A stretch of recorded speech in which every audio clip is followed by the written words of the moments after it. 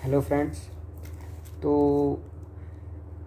जो है इस वीडियो में मैं कंपटीशन को और सरल बनाने के लिए एक जो पाठ्यक्रम को लेकर के एनसीईआरटी की बहुत महत्वपूर्ण भूमिका रहती है किसी भी एग्ज़ामिनेशन में। जब हम किसी भी चीज़ को पढ़ते हैं तो हमारा जो बेसिक कॉन्सेप्ट है वो एनसीईआरटी से ही आता है।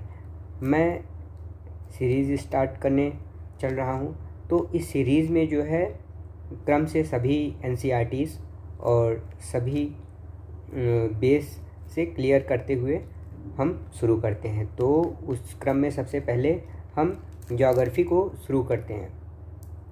ज्योग्राफी अगर 6th क्लास की एनसीईआरटी से देखें तो 6 से 12th तक की एनसीईआरटी हमको क्लियर होना चाहिए। किसी भी सिविल सर्विसेज एग्ज़ाम या किसी भी वनडे एग्ज़ाम के लिए बहुत ही महत्वपूर्ण है।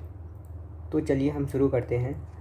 यदि हम एनसीईआरटी के किताब की बात करें तो उसका नाम है उसका नाम है आपकी पृथ्वी हमारा आवास, जिसमें पहले चैप्टर का नाम है सौर मंडल में पृथ्वी।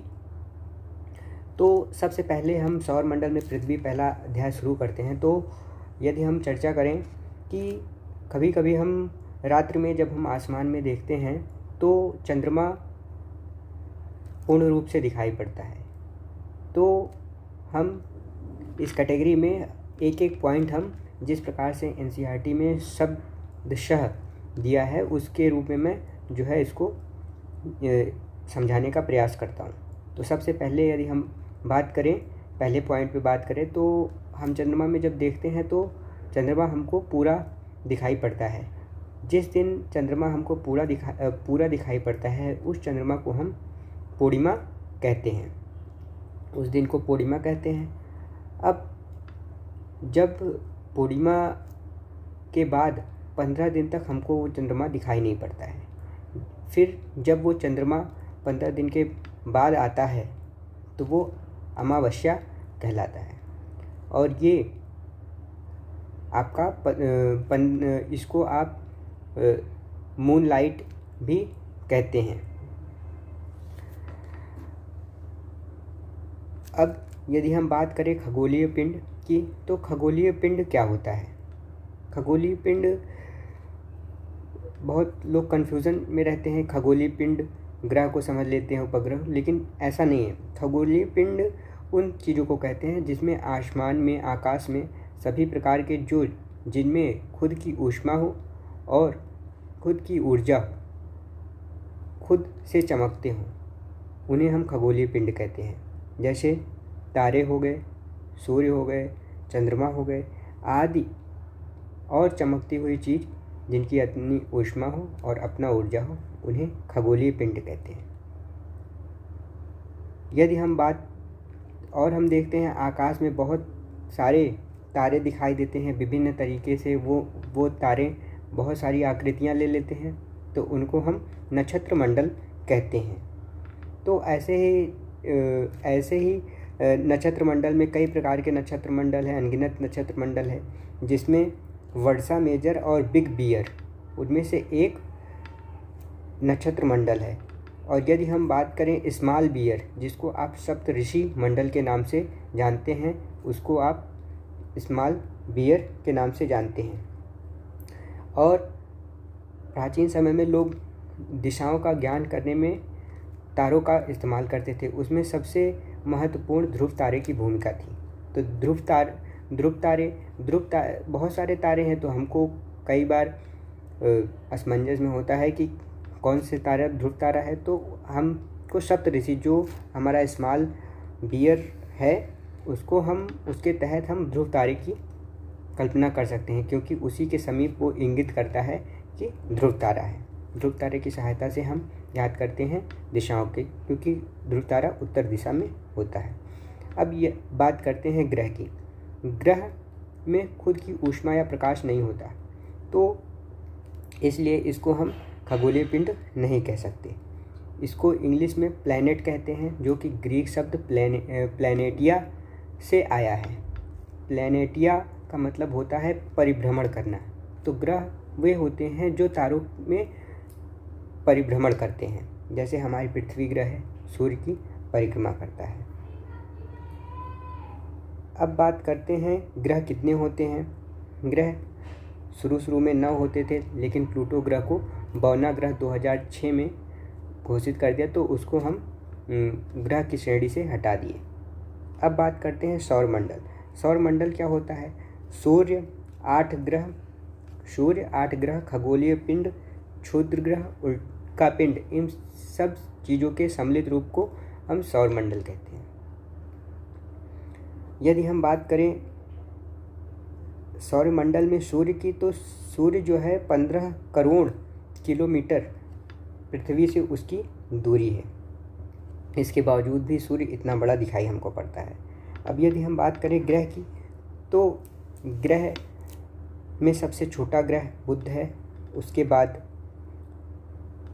सूर्य से समीप शुक्र है, पृथ्वी है, मंगल है, बृहस्पति है, शनि है, अरुण है, वरुण है। बुध को इंग्लिश में हम मरकरी कहते हैं, शुक्र को वीनस, पृथ्वी को अर्थ और मंगल को मार्स ग्रह भी कहते हैं। बृहस्पति को जुपिटर व शनि को सैटर्न, अरुण को यूरेनस और वरुण को नेपच्यून। अब यदि हम बात करें कि सबसे बड़े ग्रह की, तो सबसे बड़े ग्रह में बृहस्पति ग्रह आता है और ये 9 घंटा 56 मिनट में अपने धुरी पे, अक्ष पे एक चक्कर लगा लेता है। उसके बाद बात करें अरुण की, तो ये 29 घंटा 5 मिनट 10 घंटा 40 मिनट में जो है अपने धुरी पे ये एक चक्कर लगा लेता है। यदि हम बात करें अरुण की, तो ये 17 घंटा है। अरुण मतलब यूरेनस की बात करें तो ये अपने अक्ष पे 17 घंटा 14 मिनट में अपने अक्ष पे घूम जाता है।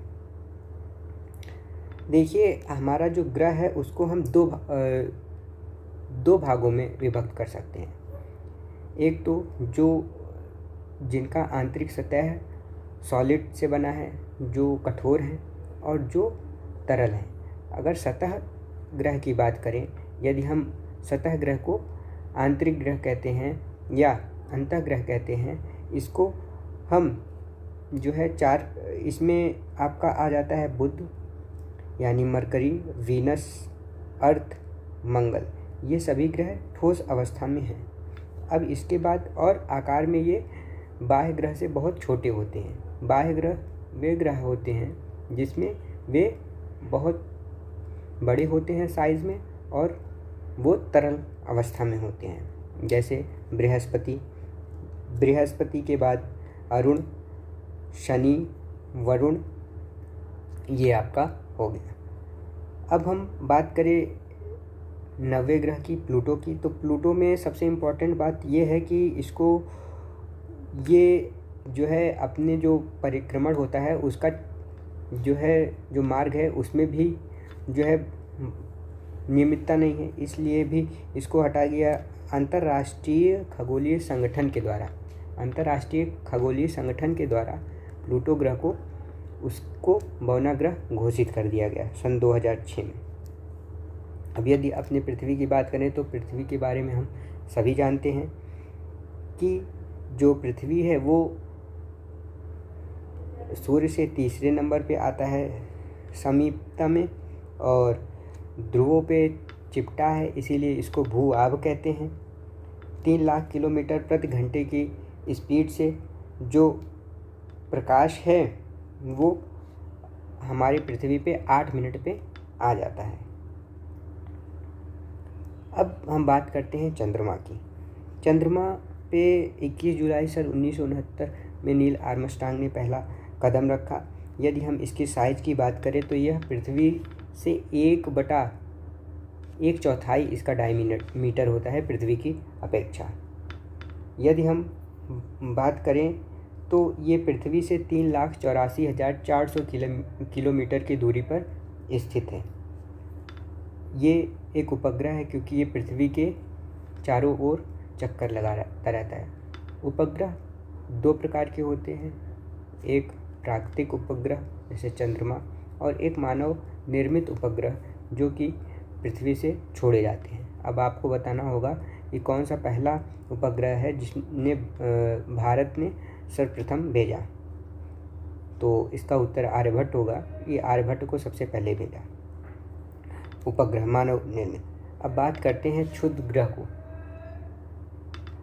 तो तारों, ग्रहों, उपग्रहों, असंख्य छोटे पिंड, इनके अलावा भी असंख्य छोटे पिंड होते हैं जिनको हम क्षुद्र ग्रह कहते हैं, जो कि मंगल और बृहस्पति दोनों ग्रहों के मध्य पाया जाता है। ये असंख्य मात्रा में पाए जाते हैं।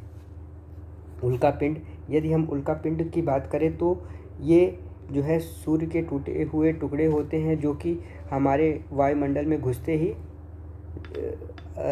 जलने लगते हैं। कभी कभी ये हमारे पृथ्वी पे बिना ख़त्म हुए आकाश में वापस आ जाते हैं और कई बार गिरते हैं और कई जगह पे गड्ढे भी कर देते हैं। अब बात करते हैं आकाशगंगा की। तो आकाशगंगा क्या है? चमकता हुआ जो रास्ता होता है, हम देखते हैं आकाश में चमकता हुआ तारों का रास्ता, तो वो आकाशगंगा है। इस आकाशगंगा में हमारा सौरमंडल है और सौरमंडल में हमारी पृथ्वी है और पृथ्वी पे हम हैं। हम ये इस तरीके से कह सकते हैं कि आकाशमंडल के समूह को ब्रह्मांड कहते हैं और सौरमंडल के समूह को आकाशगंगा कहते हैं। और सौरमंडल में पृथ्वी, तारे, बहुत सारे सौरमंडल हैं। जो हमारा ब्रह्मांड है उसमें बहुत सारे आकाशगंगाएं हैं और बहुत सारे आकाशगंगाओं में बहुत सारे सौरमंडल हैं। तो इस प्रकार से हमारा जो बेसिक कॉन्सेप्ट है भूगोल NCERT 6 में पृथ्वी हमारा आवास में इतना बताया गया है। अब मिलते हैं दूसरे वीडियो में। Thank you.